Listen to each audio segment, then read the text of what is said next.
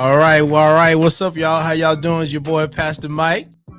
In the house today, we got my man, Mr. E. All right, man, you hear that beat. You got to come on. You got to dance a little bit in the 11th hour, man. Come on, you know you from Memphis, man. Yeah, you man. know how we do get down. Still a little juice in the tank. You know how it go, man. You hear a good beat from Memphis, man. You gone. You gone. Yeah, so, man, I always say, man, I like to say this all the time, man. I want to thank my son for putting that beat together for me because it is an exciting beat. I love it. I love it. So, Mr. E is kind of cool and suave, you know what I'm saying? So he ain't going to really get out. He's just going to do a little bit of this, a little bit of that. But, hey, man, we love to have fun here in the 11th hour. So we're going to take a break from the 4 Ps and we're going to get into some financial stuff today. So how excited it is to, get your money together, especially during this time of the year, for your family and your kids. And we just need to know more about money. So I'm going to introduce my man, Mr. Eric L. Merriweather. Yes, so you say, what's up? What's up? How you doing, man? What's up? What's up? So I'm so glad to have him here in the 11th hour with us today. Now I do a lot of picking. Because people pick on me too, which is I'm cool with that. I'm not really tripping about that. But I'm going to read Mr. E's bio over here. And I told him, I said I had to cut it. It's like a tree. I had to cut it down a little bit. Now my man is doing so much and is a part of so much. And I'm just blessed to be in his presence. So here, y'all ready? I appreciate you, bro. Y'all ready? To be in your presence as well, man. All right, so Eric is a 2005 graduate of the Jennings and Jones College of Business at Middle Tennessee State University, where he received his Bachelor of Master's Administration with a concentration in business management. Now, y'all say that like 10 times in a row, and y'all be good. He has been in the financial industry in Middle Tennessee for over 17 years. Right, yeah. Man, you wouldn't even look that old, man. Like I started when I was like 5. Yeah, man, so you know. Man, you had to because you don't look a day over 25, 26. Oh, my goodness, 17 years. Okay, Eric began his career with SunTrust Bank as a part-time teller and quickly moved up the ranks into management. After graduating from MTSU, Eric established a solid track and reputation of successfully managing financial centers for SunTrust and Fifth Third. Mm-hmm. Yes, sir. At the same time? No, I know you do it at the same time. I was like, boy, golly. My man was in 2 banks. All right. I was like, how you work at 2 banks at the same time? I was like, yeah, okay. Amusing numerous awards, recognitions, and most importantly, client advocacy. In 2014, he left his post as vice president and bank manager of SunTrust to fully dedicate his time, energy, and efforts to working more closely with the clients, providing financial planning as a financial advisor with Northwestern Mutual. Mm-hmm. Yes, sir. Right there. Eric is a native of Memphis. Hey. Oh. Hey. I'll say no more. Say no more. All right. And currently resides here in the borough with his wife, Tempest, and their 2 daughters. He currently serves on the board of directors for Empowerment, Inc., a nonprofit dedicated to supporting and preparing high school students for college and life. He has a passion for people, family, and lifelong learning. Eric dedicates his life to giving back and spreading the message of practical life application of financial stewardship principles. Whew. Man, didn't sound like a lot till you started talking about I know it, man. And I cut that like in half. Like I'm sitting there going like, how much more can I read? Like putting my reading skills on blast, man. Like, a brother, you always think you can read till you start reading in front of people. Them simple words get like super long. And I'm thinking, man, what in the world? So, man, I'm so glad to have you on the show. Now, I met Eric, man, through some good circumstances, and we just kind of clicked off the go, so because he is so much younger than I am, and most time those generational gaps, you really don't get that way, but man, me and E just kind of clicked, man. It's been great. He's been a great friend day one. Yeah, since day one. So, man, tell us a little bit about what you do at North. Let me get it right. Northwestern. I don't know why I'm thinking about Northeastern for some reason. Northwestern Mutual. Yeah, man. So basically, helping people to understand money and build generational wealth and keep it in the family, and to be also better and more givers to the community. Okay, that's essentially what it is in short, man. Helping people to understand money, manage the money, and give. Right. So, here in the 11th hour, man, one of our biggest keys is youth, family, and community. So with money, you do all that. Like you hit the youth, we deal with the family, and we deal with the community because, I'm I'm gonna be honest now, in the era that I grew up in, money wasn't, one of the things you talked about around the house, right? You just struggled. That's all you knew was like, bro, we struggling. Like, okay, I know you struggling, but what can we do about it? Like really nothing. You just go on and when I was a kid, man, I get $1, man, and you know what I'm saying? Shoot, man, I'm at the store with the bubble gum and buying candy. I didn't think about saving anything or putting anything away. So with this generation, man, what are you seeing differently? Like from my generation, maybe even yours, because you're not that far away. Yeah, not too far. So actually, with my generation personally, it was the same as yours. So when I hear you speaking, that's my situation too. Okay. And especially I guess with the situation with the generation after mine, right? What I'm starting to see is it's getting a little bit better as my generation and some from your generation. It's parts of people here that had the education, knowledge, or were in areas where they were actually able to learn or had families that kind of knew a little bit about money and finance. But what I see that's very different now is with inflation, with more access to education. With more education typically comes higher pay, more and better opportunities. And so I see that largely people are getting more money, but the situation for them financially in terms of building long term is no different. I mean, it's people making $200,000-$300,000 a year and looking at their situation in terms of what they are retaining, it looks no different from someone that's struggling. Now, they may be able to get a few more things here or there, but it's still a mentality. And so I think the mentality and with what I do as well, that's what I'm trying to really get to the bottom of. And it's the term financial counseling. And so a lot of it comes back to how we were brought up, things that we learned about money, what we saw from those around us. And I mean, quite frankly, in this generation, it's just there's not a lot of education from the bottom up. Now, I'm thankful that they have like courses in high school where at least they have to take personal finance. We didn't even have that, when I was in school and coming up, and I know that you all didn't either. No, we ain't had so we just had the bully in the hallway that would just take the money. Like just don't carry your money in your pocket because that joker gonna take it from you. That's our personal finance. That was it. Man, that's great.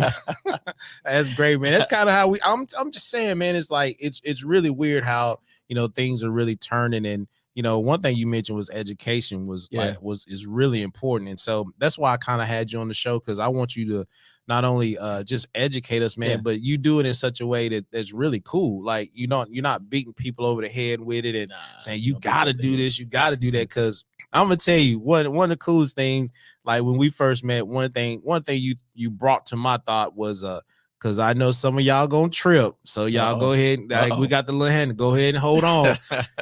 Man, the concept of Christmas, man, like I mean, because we spend $400-500, you know what I'm saying, for Christmas, easy $400-500. But man, you were like, man, we do experiences. Yeah. I was like, experiences? What are you talking about experiences? Like, what do you mean by that? He was like, man, we don't really do like Christmas. We do experiences. So you want to speak on that a little bit? Yeah, for sure, man. But if I may, for like 60 seconds, I just kind of want to preface it with this. Because the more I do it, and even reading that just bio, it's crazy hearing that, because it's a saying, sometimes it's hard to see the picture when you're in the frame. Right. And so it's like, that's what it's like, it's crazy hearing all of that. But often I would see people and hear things like that, or you're listening to someone, it's like, man, they are like so smart. Like, man, this dude is wise. This woman is amazing. Right. Which that is true. But I think it goes back to, and I think about this in my own life, my financial practice, 80 to 90% of things that we know didn't originate from us. It came from a book we read or ideas we got from someone, right? You can read a book and retain that information and regurgitate it, and you're a genius, but it's like, I got it from, I just read a book, learned it from that. And so I preface it to say, I always try to give credit to where credit is due, because now with us doing the traveling around Christmas time, that's been like a big deal, and a lot of people are taking interest into it. But that idea didn't originate from me. There's a lady by the name of Terry Schneider. I'm sure that you all may know Terry on her Fast Signs. And so 8 years ago, I think it was 8 years ago, met her, and she shared with me that her and her family around Christmas time, instead of buying gifts, they started doing cruises. And I'm like, that's an interesting idea. Never heard of it, but I'm like, that's a pretty cool idea. And so I went to my wife, like, hey, Tim, this is what I heard. It's, Lady Terry, she said they do like cruises around Christmas time. And so we tried. She was like, yeah, that sounds like a good idea. And so with my family, having 2 girls, right, they were small at the time. So the family is buying them gifts. And then even now they got stuff stacked up in their room and boxes, and they hadn't played with some toys in a year, 2 years. And so we want to give them experiences. And so we tried it out, just going on the trip and buying them or giving them that experience. And so it went really well. They enjoyed it. And every single year now, instead of buying gifts and presents and toys, and also to the point of us, like for most of us, or many of us, our kids are growing up a lot better than we did, more opportunities, able to do a lot of things that we weren't able to do as children. And so they're really, really blessed. And so again, instead of giving them material things, we're trying to teach them just experiences are more valuable. And so every year we go to a different place, different location. So we've been to this will be the 7th year that we do a Christmas vacation, and it's always on the week of Christmas. And so wherever we are, we're spending Christmas in those various locations every year. And so it's something that we look forward to, the kids look forward to, man. So it's just been great. Yeah, and I like that thought too, man, because like you said, man, you buy kids Christmas gifts, man, and half the time they don't even play with them, or they're broken, by January the 1st. and then most time they can't even find them, know, and so you spending all this money, and that was just a cool concept to me, man. I was like, yeah, I like that. I wish I'd have met you like 10 years ago, man, because I'll tell you, man.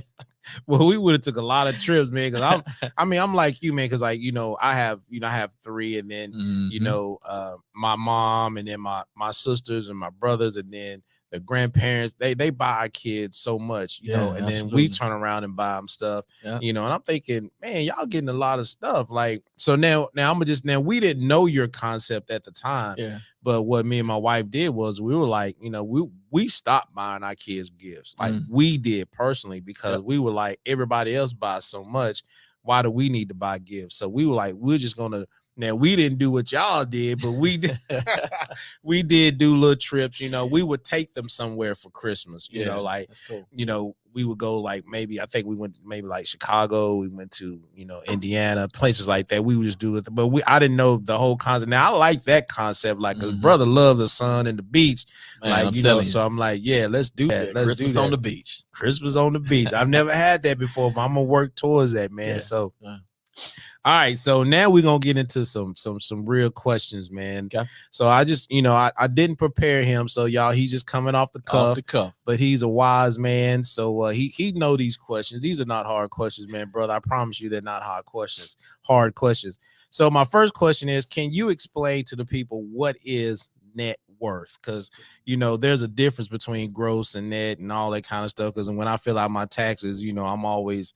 When I first started, I really didn't know the difference. Yeah. But can you explain the difference between the two, net worth, gross, and all that stuff? Yeah, for sure. I guess we can start with just overall what your net worth is, and it's this thing. I won't say obsession, but for lack of better words, it's this focus or obsession with being a millionaire, right? Or becoming a millionaire. We hear a lot about millionaires, and people kind of talk about that. What that is essentially is your assets, meaning your savings account.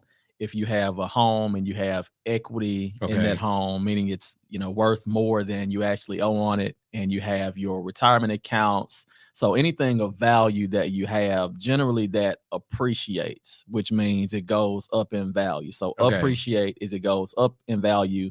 Depreciate means it goes down in value. So will my Jordan 5s being so it depends. And so that's a big thing in financial. It depends. Right. And so anything that goes up in value are your assets. Okay. And I threw it for a loop with them. Man, Jordan 5s, yeah, man. Hey, you know what I'm saying? No, okay. Yeah, man. And then you have liabilities. Okay. So it's kind of like accounting. So liabilities are things that you owe, loans, right? If you have loans, credit card debt, mortgage, etc. Things that you owe on, right? Okay. So you take simple math, you take your assets minus your liabilities, Okay. and that gives you your net worth. And Okay. so if you have $500,000 in assets, right, all things considered, and then you have, $300,000 in debt, that gives you a net worth of 200,000 in the positive. Now, there are a lot of folks, and that is one thing I'll say, to the point of even the education, right? Education is definitely a positive, but one of the things that we're seeing with the educational system, universities, is a lot of folks I work with have anywhere from $50,000 to $400,000 in student loan debt. Wow. And so I want to people out there listening, especially the first time you even speak with someone or an advisor, especially, and you see a negative net worth of 100,000 or negative 70,000, negative 200,000. Unfortunately, that is a normal thing that we're seeing. Really? Just not, yeah. Because if you come out of college, you may get a good paying job or not. If you have no assets, you got 10,000 in your savings to your name, maybe a vehicle that's worth a little bit, but you got $150,000 in student loans, you're in the red, right? Because you have far more debt than you have in assets, which gives you a negative net worth.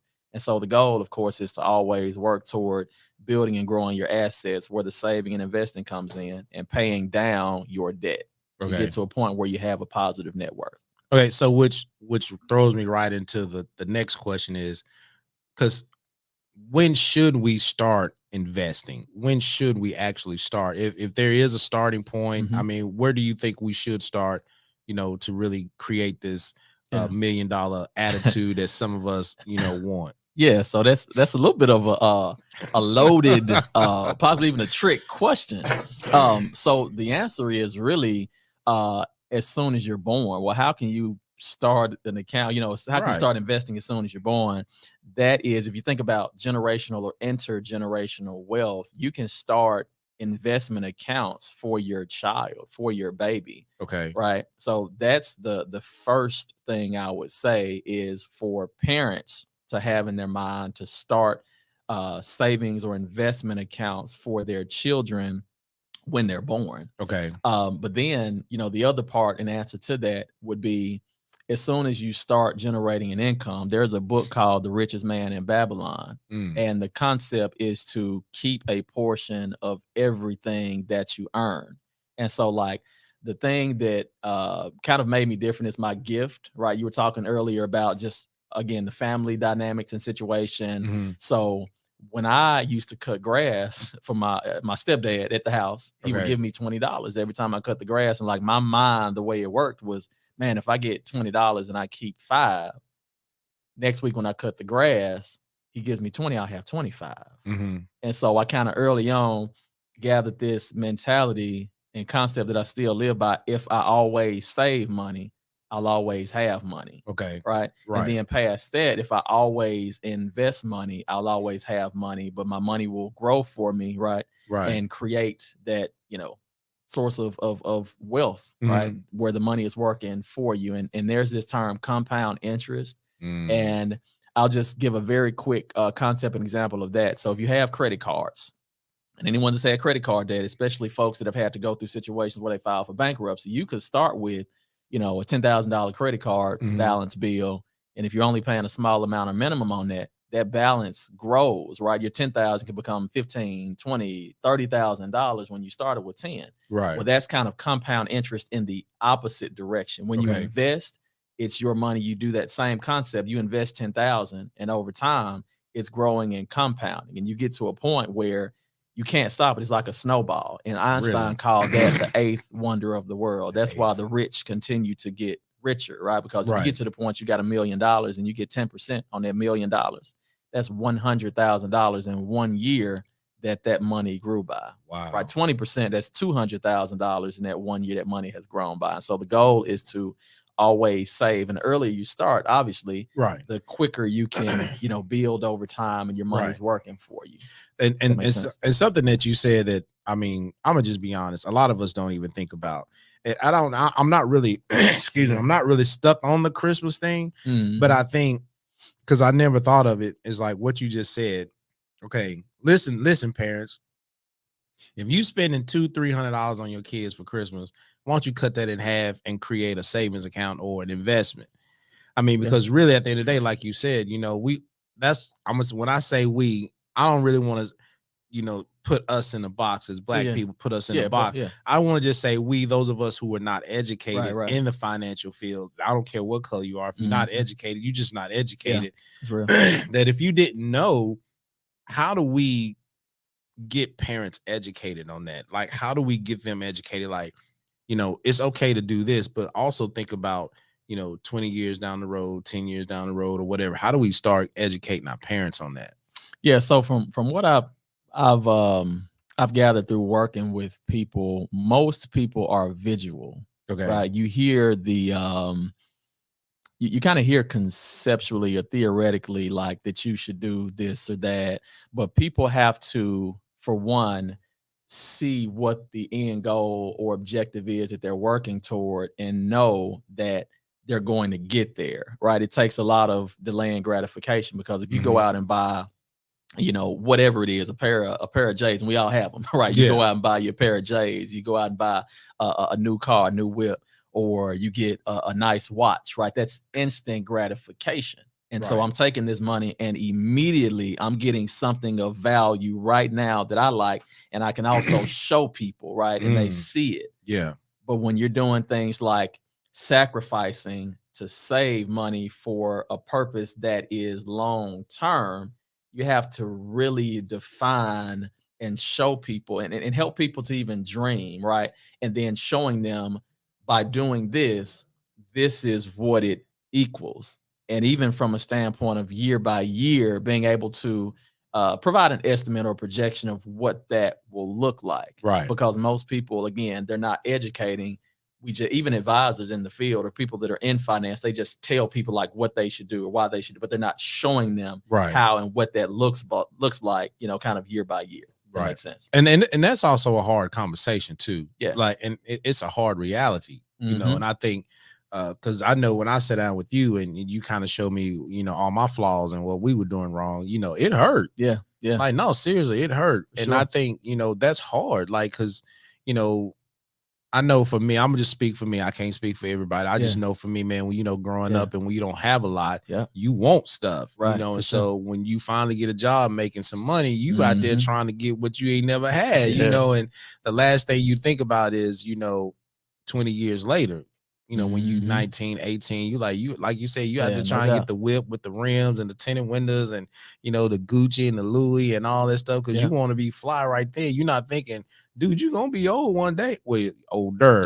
I'll say older. You're going to be older one day, man. And, you're going to look up and, you got $10 in your bank account. You know what I'm saying? And you like, what did I do with all my money? Yeah. And then when you sit down with somebody like you and they show you, bro, you done made like $100,000, $200,000, $200,000 or $300,000. Where's all that money? Like, you just, it just hurts. So, is it too late to invest? Is it ever too late to invest? Is there a time where it's just too late to get into the investment game? I would say, generally speaking, it's never necessarily too late. But if you are, in your 80s, 75, 80, you're cutting it close. You're cutting it close. All right. But yeah, generally, it's never too late. Because it's really a mentality. Wealth building is a mentality. And I want to drop this nugget on you for you. So I use this all the time, and all my clients and people that know me close know I say this all the time, probably tired of hearing it. But the one of my favorite sayings, the tyranny of the or versus the genius of the and. And I say it again, the tyranny of the or versus the genius of the and. And that means, we've been wired socially, psychologically to think I can either live my life the way I want, buy nice things, enjoy travel, etc., with my money, or I can save all my money and then live and feel like I'm broke and have a boring life, right? But the reality is we can and we actually have to do both. And even just from a personal standpoint, we were talking about the traveling thing and the so we do that, we do those things, but also very, very intentional with making sure that with the portion of what we're making, we are intentional with saving and investing that money. So it's like enjoying a little bit now. So you can take 80%. And so this is kind of the concept, right? It's this concept 60-20-20. If you start early and you abide by this, you'll be good long term. Again, for those that are starting out, 60% of what you're making, right, is taking care of your normal, necessary, essential expenses on a day-to-day basis, right? 20% should go toward saving / investing. And then another 20% going towards your blow money, fun money we're intentionally planning to blow. And so really that's only taking 20% of what you're making and saving and investing. And the rest is going toward your life and lifestyle, right? And so 80-20. And so that's kind of what I try to help people to really see and understand. Like we can do both. Right. Well, we've been living the opposite direction. Yeah. We've been using 60 to blow. Yeah. And then we worry about bills and stuff later. Like or 80 to blow. Yeah. Man, I lived like that for a long time, man. And and so I'm trying to change, man, but that it's a hard change, man. It's hard. Because for me, especially for me, I'm gonna just say, growing up, man, when you don't have a lot, man, you're always fearful that you need that money. So it's like what you just said, like I don't really see it because it's somewhere, I don't know where it's at. But if I have it with me, I know I got it. It's with me. I can hold on to it. If I need to do this, I can just pull it out or go here. So for me, I'm gonna just say for me, that was my fear. Like, I'm not giving nobody my money because I don't know what they're gonna do with it. So over the years of growing up without having money, I just wanted to hold on to my money. I just want to hold on to it, But now I know it's not benefiting me to hold on to it because if I'm like a kid, man, I'm walking through the mall, which is always dangerous, or I'm flipping through, online stuff, man, and I see something I want, man. I'm thinking I've worked hard. Yeah. I go to work every day. I need to relax. So I need this 85-inch TV. Like I need it. And my wife is like, do you really need that? Yes, I do. I need that. I need it. Yeah. I need them Jordans. I need so, but man, learning to cut back. And I like what you said, man. It's not, so much of a sacrifice. It's just learning how to adjust your life with your money. And I think that's really fun. Okay. No doubt. How much should I invest? How much should you invest? How should I invest? I know you said 20%, but what would be, is that the ideal 20%? That's like general. So if you were to start off in your 20s and you do that, like you'd be set, right? You'd be set for life. However, that's another, it's a great question. It's a loaded question. I'm trying to condense these as much as possible. And so the answer is it depends. Okay. Right. And so that's another thing in talking about how can we educate and get parents and, to really start investing, saving, etc. We could have a room full here of 50 people. Okay. Right. And it's not going to be a generic answer and situation for everyone. Right. Everybody's situation is going to be different because you got different ages, which means different time horizons. Right. You have people that have different goals, right? So I got some folks that they want to retire at 55 or want to become financially independent, right? 45, 50, and that's a reality for them, and they're working toward that. It's other people that, they want to be done working at 60. Some people plan to work, right, for the rest of their lives. Some people want to invest money in places they can't touch it, right, to protect their money from themselves. That's me. And you got, other people that want to invest money and be able to access it for something specific, a specific goal in, 5 years or so. And so the answer to that is it really depends on the individual. Okay. Because you have things like stocks, mutual funds, etc. And what I tell people, I'm trying to keep this as general and concise as possible. There was it's some statistics. It was an article came out by the Federal Reserve. And I'm going to speak to African Americans because there's a huge wealth gap. There's a lot of people that in general don't have the education, but I think we all know and we hear about the wealth gap in the African American community. Right. And so I see this. I tell my clients a lot of the times, those that I run into whose grandparents or parents were good savers, based on what they have and their habits, I tell them your parent or your grandparent would have been millionaires had they invested. Right. So it's in that Federal Reserve article. It said that it was somewhere close to like 80%, 70, 80% of senior African Americans don't have enough money to comfortably retire. Right. And then less than half, like 44% of African Americans have a retirement account. So the majority do not. But one of the things that was really, really key, and I see it, it said that traditionally our parents and grandparents told us that the best place to save money was in traditional savings accounts. Right. They did. And so those accounts, so if you have 100,000 that you saved up all these years over a 20-year period, but you had invested that same money, if you do the math and look at the numbers on that, that money literally would be close to over $1 million had it been invested. Right. And so I think we really got to get to the point of learning that we save money and past a emergency fund. Money needs to be invested, because if you just have money sitting in a savings account, it's not working for you. It's just sitting there. It's just sitting. And the average mutual fund, right, that you hear, the things you invest in, your retirement accounts, etc., the growth rate is about 10% on average historically. And so that means every single year, if you're investing money, it can get anywhere from 8 to 15% on average every year, give or take.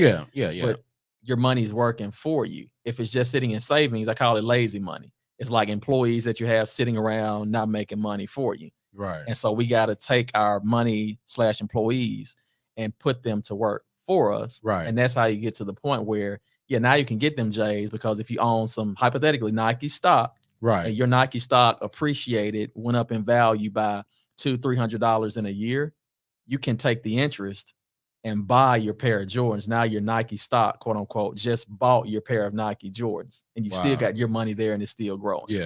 And so just concepts like that. Well, I mean, man, we could like talk all day, because that in itself would lead to other questions. Cause like when, that generation that you just mentioned, our grandparents and great grandparents, the trust of giving their money to, quote unquote, the white man. I ain't gonna give you my money. So with all of that tied up, I could see where they were coming from with that. So man, that would just lead us into a whole nother thought process. And because like with my mom, man, that's what put your money in savings, put your money in savings, put it in savings, put it in savings. Investment. No, she ain't doing that. I'm not giving you my money. Like, no, but it's a gamble. It's gambling. Yeah, that's how they feel. That's how they felt. But now we're knowing better. And brothers like you, who are out there educating about money and take money seriously, you're really helping us, man. You really educating us, and I really appreciate that. Like I always say, man, you should run for mayor, when you get a chance.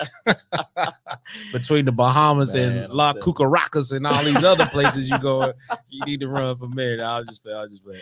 All right, man, we're gonna get ready to close this out, but I do got a couple of personal questions for you, because I'm always curious about things like that. What is the most dangerous trait that you see in a leader? Ooh, the most dangerous trait. I think that's actually it's easy for me. I would say pride and ego. Pride comes before the fall. Okay. Because when you have high ego, it's dangerous, because you can fall into a space where you're thinking more highly of yourself than you ought to, like the good book tells us. And then when you do that, you become self-centered. And a true leader should be, in a sense, humble, right? Have confidence, but be humble and be a servant leader. And that's essentially serving others and putting others' interests right before your own, to make sure that whatever situation you're in, whoever and wherever you're leading, that you have their best interests at heart to create a great experience and progression and movement for them. But when you're looking at yourself and your pride and your ego gets in the way, you're thinking about number one. And so you're doing things that are in your best interest, which typically by default can benefit some here or there, but ultimately it's not going to be in others' best interest because you have your own best interest at heart. So I think that would be the most dangerous. And I like that you say that because because you know how we be doing, man. Like, we don't even like going to the doctor during the holiday season because we like, he just want to go on that Bahamas cruise or what I'm saying. And so that thought is really true, man, because we think, if I give you my money, it's all about you. How can you make more money? Not how can I make more money? So I like that, man. Yeah, pride. Y'all listen, pride goes before the fall. Okay, who do you look up to for inspiration or mentorship? Who do you look up to for inspiration or mentorship? I think it's a conglomerate, if you will, of people. Because where I came from and the situation with my my pops early on, divorcing my mom when I was 5, 6. And then a couple of other things here or there with them in between. It caused me to have a distrust in people.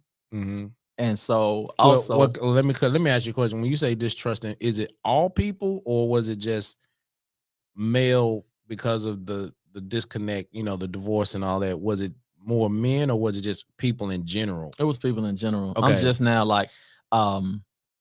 over the last, I'd say maybe 5 years or so, really learning to, and I, through counseling, I started counseling like the first time seriously last year, and that's helped tremendously. Oh my gosh. But it was a distrust for all people in it. You hear the stuff about Memphis. I don't have to get into all of that. You know what I'm saying? So coming up in that, you had to learn to look out for yourself.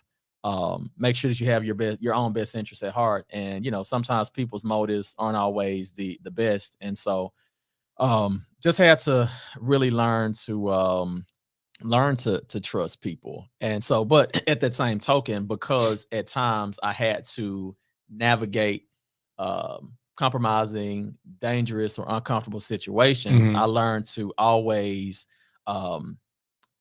be a student of environments. And sometimes it may have been, in select situations, it could have been literally life or death. But then other times it was, social life or death or professional life or death, so to speak. And so with that being said, I've always looked for inspiration and education, even in yourself. Like I believe that you can learn something from everyone, right? We're all a part of the body and we're not great at everything. Right. And when we get to that point to where we feel we're so above people or we're so smart or intelligent or whatever the case, that's when we're starting to decline and go back. And so I glean inspiration, education, mentorship from many different people, spiritual mentors, many, community, civic mentors, right? Personal relationship mentors. I have a plethora of people over the last 5 years that I've learned to kind of get over myself and through prayer and counseling to really learn to connect with people and establish those relationships and try to learn whatever I can from those that I'm around in every situation I'm in. Right. Even today, sitting in this room, I'm learning a lot of things, and so I've always just done that every situation and environment that I'm in. And I believe that's why and how, we continue to grow as a person. And I'm glad you mentioned that because counseling, dude, we've been afraid of that for years. And your wife, by the way, is becoming a powerhouse in the counseling community, man. So I need to get her on the show to talk about African Americans and getting in there and laying on that couch for a little while.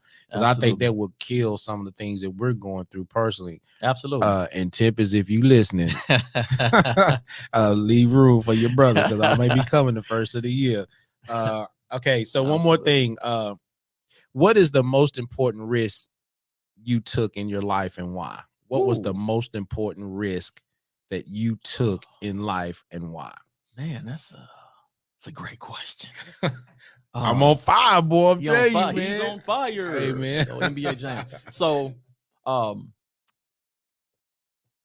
The most important risk I took was leaving the bank, believe it or not. Okay. And it wasn't just for, financial reasons, any of that, because, anybody knows anything about starting your own financial practice, it's a ton of risk and very high likelihood that you will not succeed. Okay. And so I'm blessed and thankful that I did, because that made me better in a lot of different ways. Okay. When you get to a place where you have nothing but your abilities that God has put in you and faith in Him to sustain you, it causes you to think in a very introspective way. It causes you to be very intentional and strategic with every move that you're making, because your life and livelihood depends on it. And so I've grown so much as a man, a businessman, business owner, a husband, father, planner, prioritizing. It's all been great, but it's because I've been, as I think about it over the years, just in very uncomfortable situations. And there's a saying, you find out who people really are, when they're in uncomfortable, compromising situations, or Right. have their back against the wall. And so taking that risk showed me so much about me, but it also showed me so much about God and who He is and how He holds to His promises if you stay faithful and diligent and Right. dedicated to Okay. purpose and calling that He has for you. So I'll just real quick, do you think you could tell us why you took that risk? Why did you feel like you needed to leave the bank and start this? I mean, I Yeah. know you took the risk, but why did you do that? Because you could have just stayed safely at the bank, doing what you was doing. Why did you decide to just do it? Yeah. So you talked about mentorship, inspiration. I'll give a few names on this. Again, I said there's many, many, many, many. So three specific things, three specific people.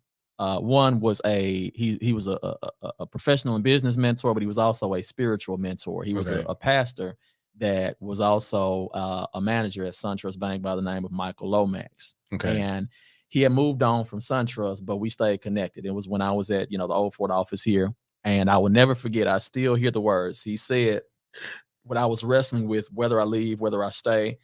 If God tells you to do something, or you're purposed and destined to do something, and within your heart of hearts that God says this is the move and the steps that you're supposed to take, if we're believers, you have no choice but to do that. Right. Right. And so with me knowing, feeling, and seeing the visions of what life was supposed to be, what I'm supposed to walk out, I had no choice, because this is what I believe. This is who and what I believe in. So I had no choice but to do it. Right.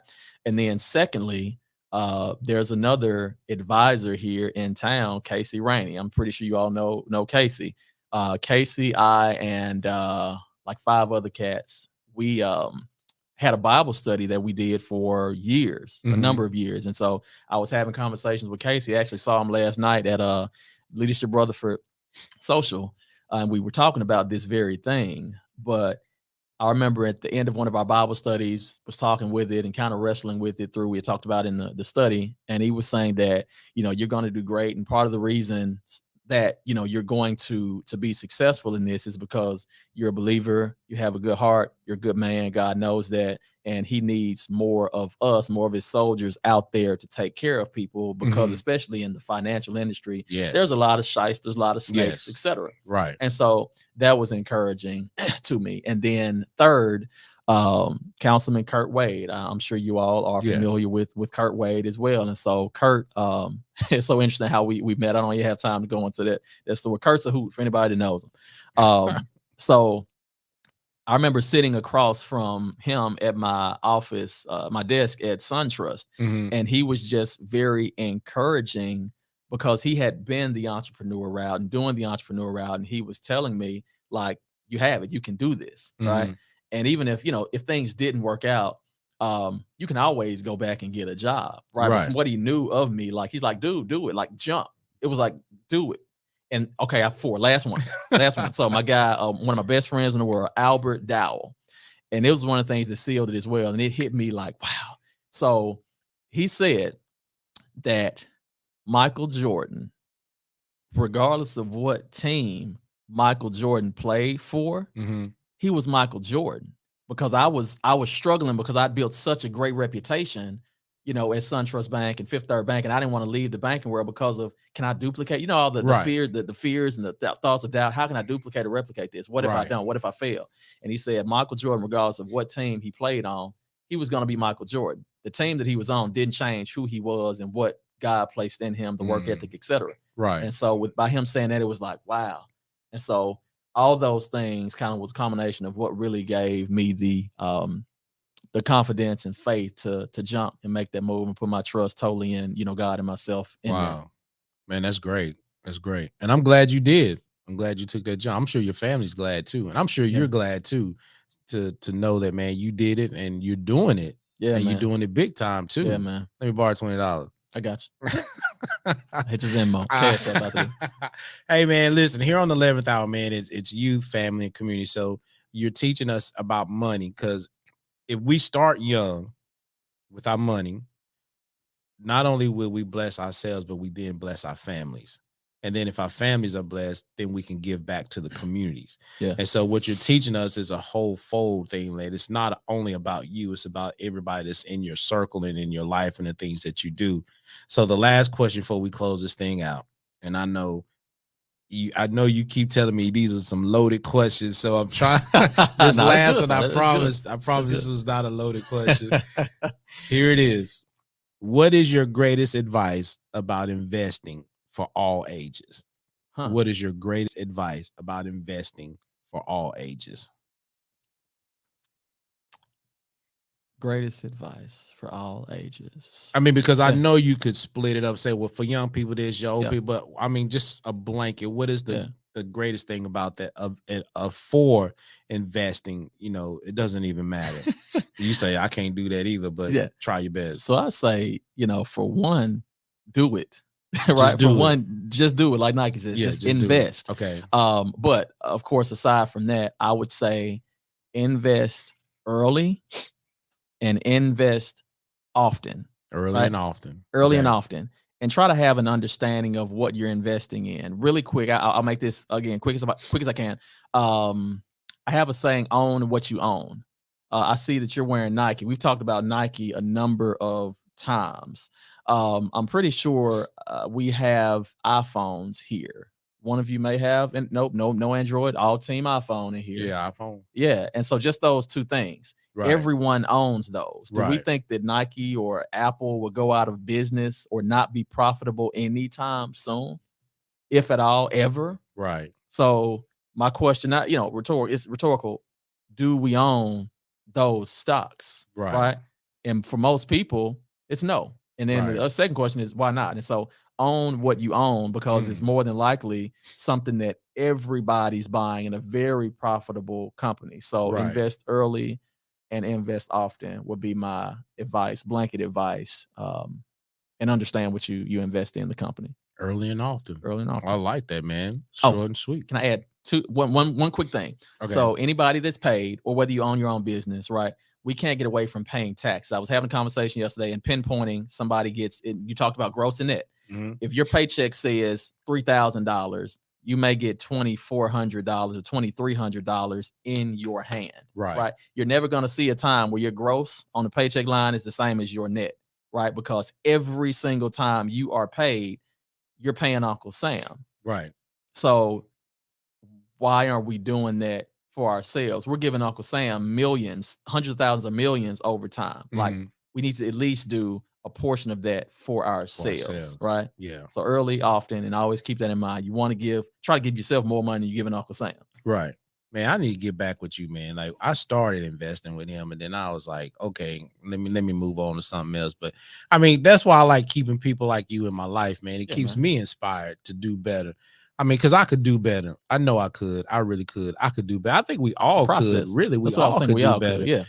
You know, I like what you always say, man, especially when you talk about the mentorship, man, it's having the right people in your life, because you need different people to do different things, you know. And so most definitely. Hey, man, I'm so glad you came to the 11th hour, man. Gotta get you back. Yeah, man. Gotta get you back. Anytime, brother. Man, need to get you back for the summertime. You know, sometimes when the brother really be spending that money in the summertime, boy, I'm just saying. So close us out, man, with one of your favorite scriptures, man. Close us out. Yeah, man. The absolute favorite scripture that I live by, Proverbs 3:5 and 6. Trust in the Lord in all thy ways, and lean not unto your own understanding, but acknowledge him in all thy ways, and he shall direct your paths. Because we don't always understand things. Still to this day, it's like, man, a lot of things you don't understand. It's not going to make sense, but just trust in God and things will work out.